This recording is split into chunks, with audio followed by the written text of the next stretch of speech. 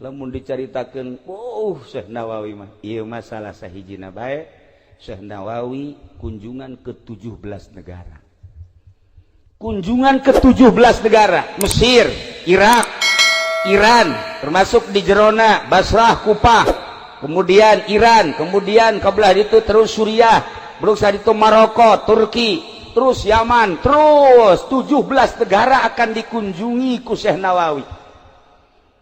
Anu ngabarengan Syekh Nawawi dua kiai, hiji Kiai Mansur Pandeglang, Kiai Yusuf Mandalawangi Pandeglang, Kiai Yusuf Mandalawangi Pandeglang.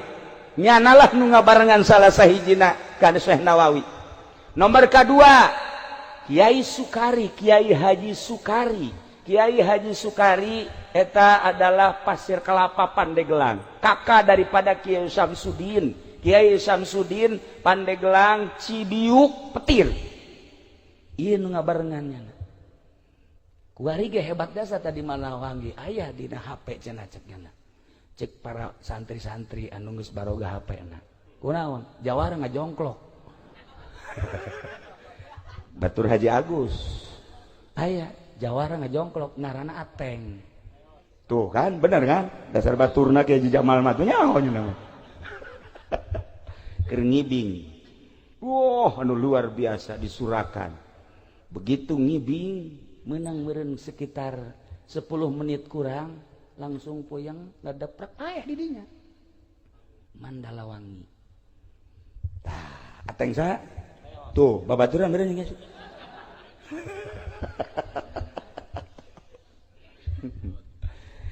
Iyalah dua nu ngabarengan. Memehna diajak ke Mesir, nu mantak diajak ke Kairo lantaran Syekh Nawawi menang undangan.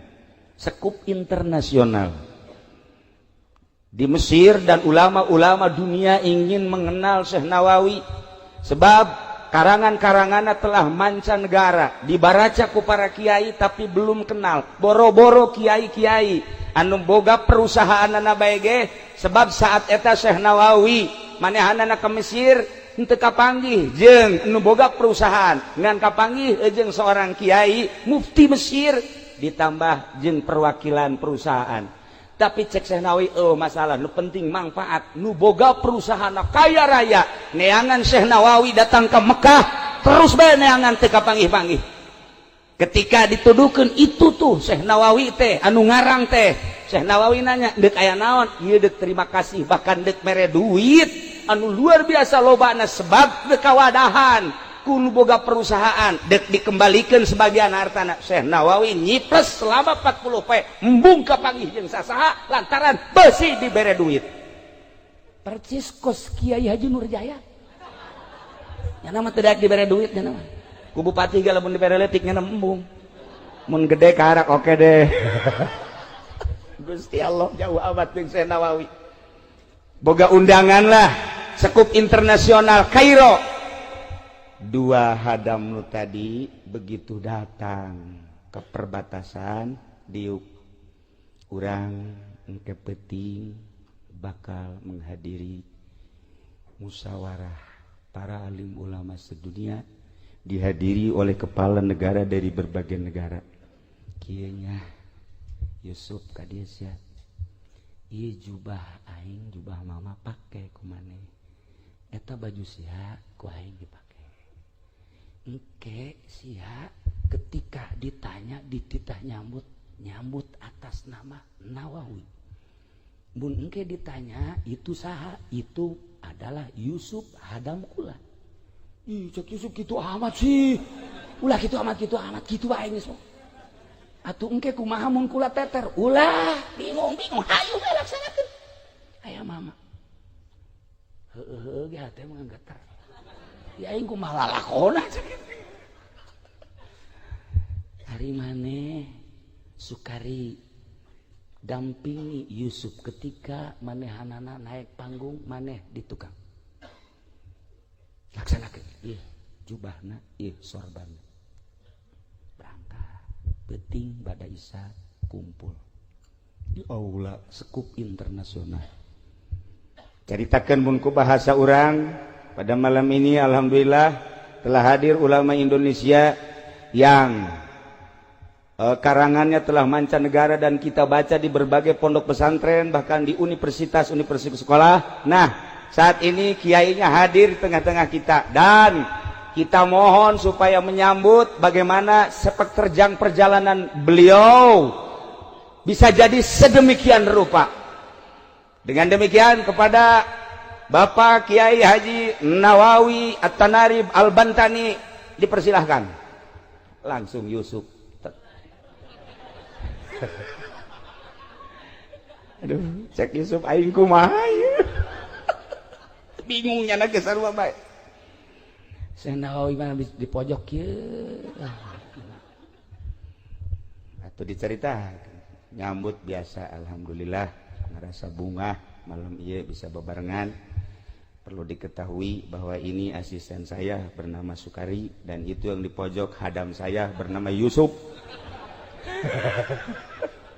Saya Nawawi seri bah. Bumna kikiangannya. Betul.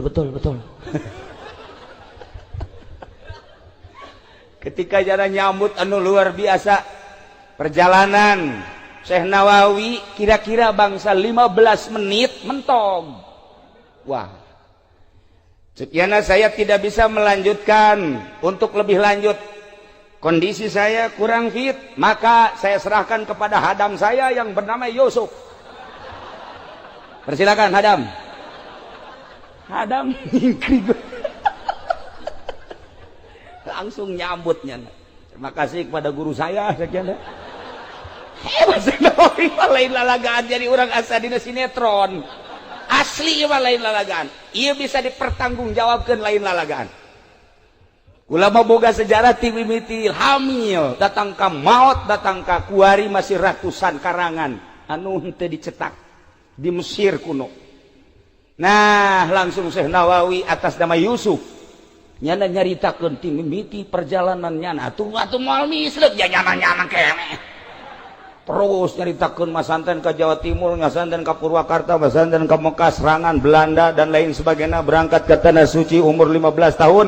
Kemudian kapanggil jeung guru Ki Ahmad Khatib Sambas dan kiai-kiai 5 gurunyana 3 anu istimewa, nu 2 na lain masalah henteu istimewa eta mah guruna guru nu lain deui. Terus cenah nyaritakeun tentang perjalanan nyana ngarang terus sampai per detik ieu karangan nyana anu gitu dicetak, iya gitulah. Begitu ditanya tentang keanehan, kok aneh negara yang sedang diserang oleh Belanda, yang sedang morat-marit, yang sedang kesulitan apa-apa, kok bisa tumbuh seorang pujangga yang luar biasa. Nyana nyaritakeun tentang perjalanan nyana. Saya walaupun sedang dijajah oleh Belanda, hidup di perkampungan yang sangat kampung sekali, tetapi pikiran saya tetap pikiran internasional sebab saya mulai dari kecil beserta Allah Subhanahu wa taala. Kakalak maruring kak bulu kabeh. Dan saya di Mekah bukan berarti tidak berjuang, terus saya berjuang. Serangan-serangan Belanda saya ikut di Indonesia. Iyalah nu teu kaharti. Teu kaharti kok nyana di Mekah nyana milu. Nah, di dialah jadi pertanyaan ulama-ulama Mesir. Jadi dia langsung ditutup. Diberi hadiah secara internasional, hanya hadiah etalah nun teu pernah dikemukakeun ku Syekh Nawawi. Mata ketika dipuat di Munjid, ieu hadiah nan teu pernah dicaritakeun ku Syekh Nawawi, meureun dipikeun hadiah eta ka laut. Sebab berupa materi nyana embungeun jasa nyana maka bangsa materi kos kitu. Bangsa mutiara kos kitu teu hayangeun jasa meureun eta teh jutaan rupiah teu kacaritakeun ka mana eta hadiahna dipikeun bae geus. Masyaallah istimewa. Tah ramah tamah isukna kan ieu bakalna dahar di imah Raja Mesir jeung para ulama. Sedengkeun kan atas nama kiaina Yusuf. Hadam kan Nawawi. Cak Yusuf teh cak Kiai Yusuf. Ai Yusuf ke urang panggil ramah tamah jeung para ulama. ngaran mali ganti ngaran ulah tetep maneh Nawawi bae Yusuf kula tetep Yusuf atuh engke kumaha lamun geus ulah kumaha bae geus hayu bae. Datanglah Yusuf peuting ramah tamah anu luar biasa di Mesir. Disambut nu diciuman leungeunna nyana. Syekh Nawawi mana kieu bae teu hadamna. Cak Yusuf ya aing nya kurang jadi kos kieu. Dipeluk diciuman wah Nawawi ieu Nawawi wah haju didiukeun ge di kasur saat eta Nawawi nama dilawang di ditu. Nyana ngiceupan Yusuf. Kiai ku tawadu teh mun Ki Nurjaya awas ya hilik ieu mik nu aing ya. Aduh Ki Jamal deket ya awas nyingkir geus ieu mah forum nu aing. Tapi Masya Allah Syekh Nawawi cerita katawaduan anu luar biasa. Nah didinya lah dahar begitu dahar poho Syekh Nawawi iya kopiahna kunyana teh digilekeun kieu tah kieu dikitukeun saeutik imah oyag kabeh kaget ieu bisa jadi oyag-oyagan kieu. Syekh Nawawi tenang bae deui kieu mangkaning dilawang nya nu ayana poho deui bae digoyangkeun deui ka dieu oyag deui bae je cak jadi tuh nu mana sih nu Nawawi ieu tidinya kakarak Syekh Nawawi dititah kahareup lantaran lain lalagaan ieu mah situasi. Kok jadi kos kieu ye? Disumpahlah Syekh Nawawi. Asli ngaranna saha nu sabenerna? Kakarak kulantaran disumpah nyana kakarak bubuka ana Nawawi cek kana. Ieu hadam ana. Atuh tungtuna mah Yusuf maneh ka ditu nyingkir. Ieu Nawawi kena di dieu ye.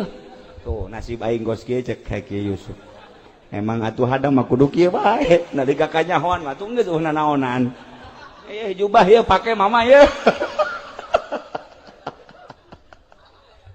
tidinya lah kakarak nyana nyaritakeun ramah tamah bari dahar bari nyaritakeun tentang perjalanan nu aslina dibukukeun lah di Mesir di Al Azhar Kairo keistimewaan Syekh Nawawi nyana ditanya selanjutnya bakal kemana saya akan kunjungan ke 17 negara etalah memeh ngarang tafsir Munir nyata yang nyaho negara-negara anu dicaritakeun dina Al-Qur'anul Karim selesai ramah tamah pamit isukna bebeja nyana kanu duaan Yusuf Sukari maneh tunggu di Mesir di dieu kula bakal kunjungan ke 17 negara hanya 5 hari.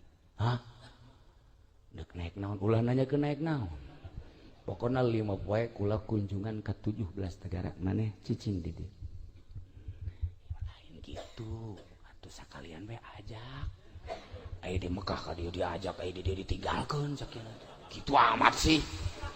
Batal maneh lantaran maneh teu bisa nyumputkeun rahasia. Ketika teu bisa nyumputkeun rahasia maka jadi batal. Awal rencanana dek diajak tetep kulantaran teu bisa nutupan rahasia maneh ditinggalkeun heula di Mesir selama 5 poe. Berangkatlah Syekh Nawawi dalam 5 hari ke 17 negara. Lalakonna kumaha? Nyana tawasul ka Buyut Mansur. Begitu tawasul ka Buyut Mansur ngawujudlah mau.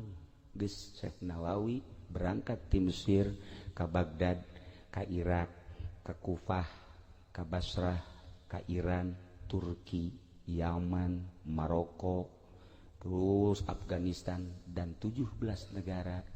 Bari kapanggih jeung kiai-kiai kelas internasional berikutna kapanggih jeung kepala-kepala negara raja saat eta hanya 5 hari. Tapi mun dilalakonkeun seperti nu satahun. Datanglah 5 poe deui kadinya ka Yusuf, Kiai Haji Yusuf jeung Kiai Haji Sukari bari mawa data pertemuan. Teu ngabejakeun nyana naik maung. Nyana ngabejakeun naik maung soteh ka Kiai Samsudin adi daripada Kiai Sukari nu aya di Cibiu Petir. Waktu eta meunang narima cerita kos kitu ketika umurna manehanana 60 tahun carita nyana nyaritakeun umur 95 tahun tahunan nyana dek maot cacak Kiai Samsudin petir nu nyahueun lalakon Syekh Nawawi Tanara anu luar biasa gitulah Syekh Nawawi nu mantak nyana nyaritakeun sir mumkinan jadilah seseorang nu mungkin teu hati kurang mata bahasa sapira mungkin naon sih mungkin mun dibahas mungkin dina ilmu thariqah tingkatanana geus tingkatan kudrat urang mun nyaritakeun dina ilmu thariqah aya tingkatan kudrat aya tingkatan hikmah ketika urang nyaritakeun asbab jeung elat urang moal jauh ti nyaritakeun tentang alam hikmah tetapi ketika urang geus datang ka alam hakikat urang pasti nyaritakeun alam kudrat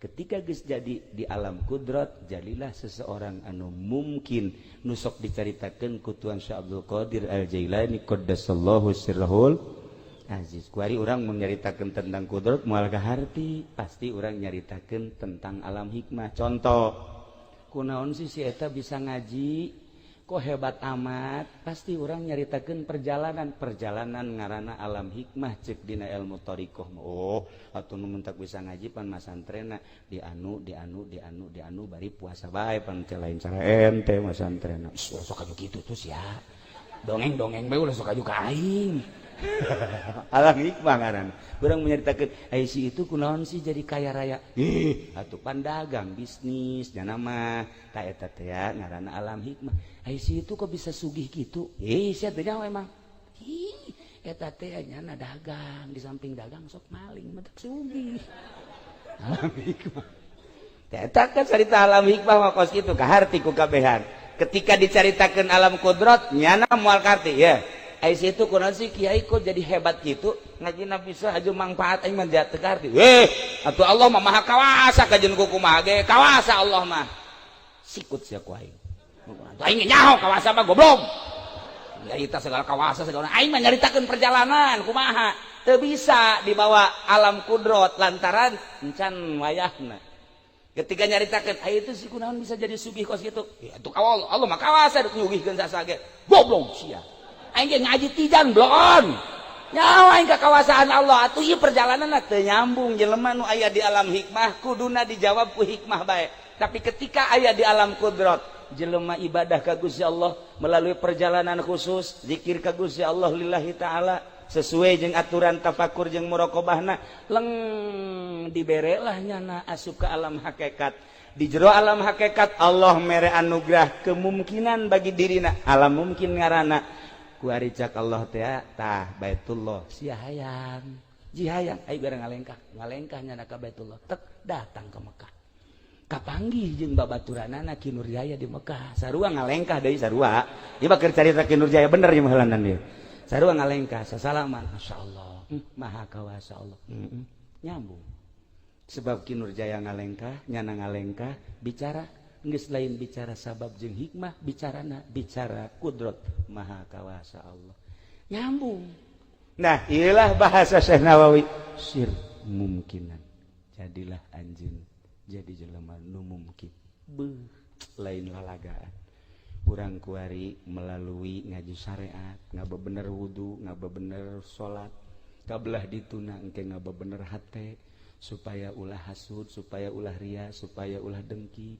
abeh urang asup ka jero kubur teh hirup tah nu hirup teh anu rapih mulus ikhlas anu rapih zahiron wa batinan urang kumpul di dieu ngahiji jeung para arwah lain bae abah ucu nu urang nu ku urang dicintai mungkin guru-guru anjeunna jeung para arwah aulia Allah aya di dieu urang dideleukeun ku manehanana harapan urang hiji mudah-mudahan ilmu urang manfaat nomor kedua mudah-mudahan dibere barokah nomor katilu mudah-mudahan urang dihijikeun jaga di yaumul kiamah jeung guru-guru urang khususna umumna jeung para aulia Allah khususna pisan jeung Kangjeng Nabi urang Kangjeng Nabi Muhammad sallallahu alaihi wasallam saha anu dititipan nu dibere diijazahan doa urang Banten aya catetanana termasuk Kiai Sukari, Kiai Haji Yusuf, Kiai Haji Samsudin, Ibu Hajah Murtapiah baheula kali pasir tah. Dulur Kiai Haji Basuni baheula nu dibere ijazah doa ku Syekh Nawawi. Termasuk Kiai Kabir eta Syekh baheula. Abah kula berangkat ke Tanah Suci tahun 52 ngasehna ka Kiai Ahmad Kabir na eta teh ijazah Bukhari sanadna jeung adalah ilul khairat di Kiai Ahmad Kabir. Saat eta masih keneh ningali ngan geus rada remeng-remeng. Berangkat tuh kadua kali buta geus teu ningali. Tapi ketika henteu ningali ngadengen nu maca Quran, ngadengen nu maca kitab nu wiridan mun salah nyahoan jasa. Setelah dibere wiridan ku Syekh Nawawi Tanara. Nah iyalah wiridan-wiridana aya catatanana wiridan ieu geus dibukukeun nu jatuh ka termasuk nu diturus Kiai Idrus eta ge termasuk nu ka ijazahan ti salah sahiji kiai nyana ka ijazahan tapi nyana mah tangan kedua ti Syekh Nawawi. Kiai Idrus babaturan anakna babaturan kula Kiai Haji Tatang almarhum waktu di Garut di Keresek mantak kula bareng ngaji falak jeung manehanana ku kula diajak ka Cipanas. Yuk Tatang urang ngaji falak hayu. Pinter jasa otakna luar biasa kula ge eleh ngan kula antaran teu diamalkeun begitu kula nelepon ieu hasil ru'yatan lah cenah milu bae ka pemerintah lain masalah milu ieu hasilna sabar teu ngitung cak nyana. Oh man teu ngitung kumaha poho deui tan nu pinter teh sok itu nu pinter teh sok itu tah padahal jago jasa eta teh hitungan-hitungan falakna. Nah gitulah para jamaah kaum muslimin wal muslimat rahimakum sabenerna kula geus amanat ka Kiai Haji Mumus waktu kamari nyalaten di ditu di ibuna kitu Ki Fudoli kula insyaallah hadir ngan anu nyarita manu sajen bae atuh kitu keneh Kaki Nurjaya lain sakali nu sajen bae kula mah hadir bae insyaallah milu wirid milu ngadengikeun. Jadi ditu nama oke cak Ki Nurjaya berarti pembohong ieu jelema. Nah di ditu na oke hai ka dieu henteu oke. Nyada teu ngarian oke cak cenah bahasa naon ba oke. Gitulah para jamaah kaum muslimin wal muslimat rahimakumullah masih keneh loba maziah Syekh Nawawi. Wah luar biasa. Di antarana di negara-negara nu 17 tadi eta teh ngabogaan obrolan-obrolan anu khusus kahiji. Nomor kedua di antara karomah-karomah Syekh Nawawi nitipkeun wiridan ka hiji-hijina kiai ieu bisa dipertanggungjawabkeun. Di antarana doa Syekh Nawawi anu masih keneh kuari mun diamalkeun ku urang masih karasa keneh asal ditawasulan bae ngan kula moal waka nyaritakeun wiridanana nu penting urang ngararaji babarengan ja anu magahan jeung nu dipagahan sarua bae sabenerna mah kitu-kitu keneh nya tah sakitu bae kula ge ieu ngan sakadar ngaberanikeun diri teh ngahormat ka Abah Ucu bae sok lalagaan jeung kula geus teu kudu dicaritakeun lalagaanana ngan mengenang guru kula anu kabelah ditu mah osok ngobrol jeung putra Buya Aceng Aceng Buya Cidahu nu ayeuna di mana karah alamat data di Kadulawang sok di dieu ngobrol tah penting sok malam Rebo datang ka dieu kurang ngobrol tiluan Haji Aceng kula jeung almarhum mengenang etalah alhamdulillah naon kitu ngaranna sampai saat ieu urang kabehan masih keneh dibere sararehat mudah-mudahan sehat urang dipake terus ibadah ka Gusti Allah Subhanahu wa taala. Sakitu bae pihatur ti simkuring hapunten tina samudaya kalepatan sareng kakiranganana wallahul muwaffiq ila aqwamit thoriq. Wassalamualaikum warahmatullahi wabarakatuh. Allahumma salli wa sallim ala sayyidina Muhammadin fil awwalin wal akhirin wa barik wa sallim wa radiyallahu ta'ala an sadatina ashabi sayyidina Rasulillah ajma'in. Amin ya Allah ya rabbal alamin. Allahumma ya hadiyal mudillin wa ya rahimal mudnibin wa ya muqil asaratil asirin wa ya mujibas su'alil abidin. Irham ya Allah, irham ya Allah, irham ya Allah abdaka min dzalqatil azim wal muslimina kullahum ajma'in. Allahumma ij'alna ma'al akhyaril marzuqin. Allahumma ij'alna ma'al akhyaril marzuqin. Allahumma ij'alna ma'al akhyaril marzuqin alladhina an'amta 'alaihim minan nabiyyin wasiddiqin wasyuhada'i wassalihin wa hasuna ulaika rafiqa dzalikal fadlu minallahi wa kafa billahi alima. Allahumma hdina siratal mustaqim, Allahumma hdina siratal mustaqim, Allahumma hdina siratal mustaqim, siratal ladzina an'amta 'alaihim minan nabiyyin was-siddiqin wasyuhada'i was-shalihin. Allahumma anfa'na bima 'allamtana wa 'allimna ma yanfa'una wa zidna ilman wa yaqinan, wa zidna ilman wa yaqinan, wa zidna ilman wa yaqinan. Walhamdulillahi ala kulli hal wa na'udzu billahi min kulli hali ahli an-nar. Rabbana taqabbal minna innaka antas samiul alim wa tub 'alaina innaka antat tawwabur rahim. Wa shalli wa sallim ala jami'il anbiya'i wal mursalin walhamdulillahi rabbil alamin. Taqabbal.